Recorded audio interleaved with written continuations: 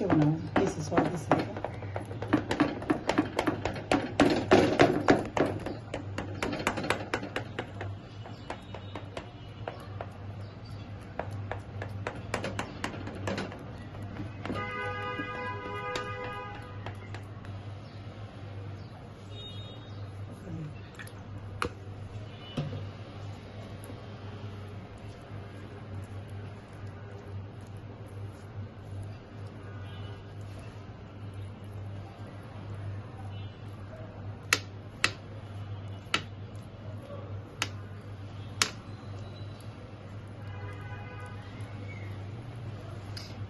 আসসালামু আলাইকুম, সবাই কেমন আছেন? বানাচ্ছি পিৎজা। প্রথমে আমি ডোটা তৈরি করে নিয়েছি, একটুখানি ইস্ট দিয়ে দুধ চিনি এগুলো দিয়ে টেবিলে রেখেছিলাম। তারপরে প্যানে দিয়ে দিলাম, দিয়ে আমি এটার মধ্যে টমেটো সস একটু রসুন দিয়ে যেটা করে সেটা করে নিয়েছিলাম, সেটা দিয়ে দিলাম। আর হলো চামিচ দিয়ে একটুখানি ছিদ্র করে নিলাম, নিয়ে এখন আমি এটা মুরগির মাংসটা আমি সুন্দর করে পেস্ট করে, সবাই এটা পেস্ট করে সিদ্ধ করে দিয়ে দেয়। আমি একটু হালকা একটু বেশি করে রসুন দিয়ে, যাতে রসুনের স্মেলটা ভালো আসে, বেশি করে একটু রসুন দিয়ে দিয়েছি। দিয়ে এটা আমি একটু তেলে ভেজে নিয়েছি।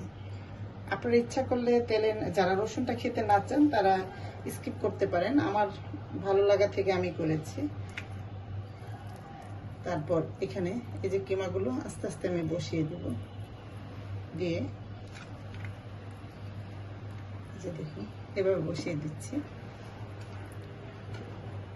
আমি একটু মাংসের পরিমাণটা বেশি দিয়েছি, যারা একটু কম খেতে চান সেভাবে দিয়ে। আমার কাছে মনে হলো একটু বেশি করে দিয়েই করি, ইফতারের আগ মুহূর্তে যেহেতু আমরা করব, ইফতারের জন্য রেডি করছি। তারপর আমি মাশরুমগুলো দিয়ে দিচ্ছি। মাশরুমগুলো আমি ছোট ছোট করে কেটে রেখেছি।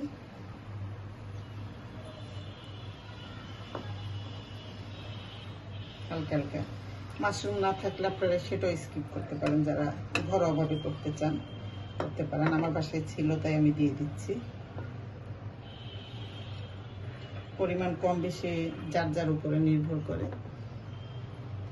তারপরে এটার উপর আমি দিয়ে দিচ্ছি এই যে সসেস কেটে নিয়েছিলাম, সসেসগুলো দিয়ে দিব।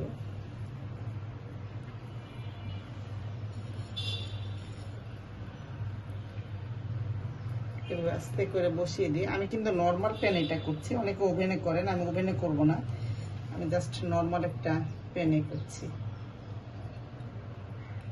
তারপর একটু ক্যাপসিকাম কেটে নিয়েছি, সেগুলো দিয়ে দিলাম।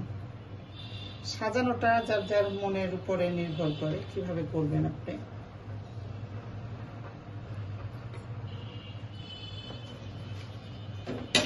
তারপর আমি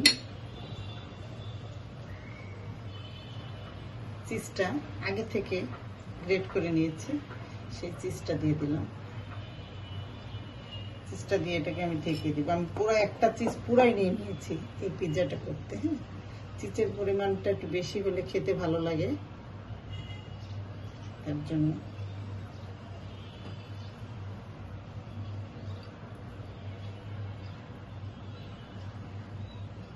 প্যানটাকে এভাবে সাজিয়ে চুলার আঁচটা একটু কমিয়ে, প্যানটা চুলার আঁচ কমিয়ে বসিয়ে দিবেন, এবং আস্তে আস্তে যখন এই চিজগুলো একদম গলে গলে যাবে, একদম যখন এখানে একদম মিক্সড হয়ে যাবে, তখন বুঝে নেবেন যে আপনি পিৎজা তৈরি হয়ে গিয়েছে। এখন আমি এটাকে ঢেকে একদম আঁচটা কমিয়ে বসিয়ে দেব।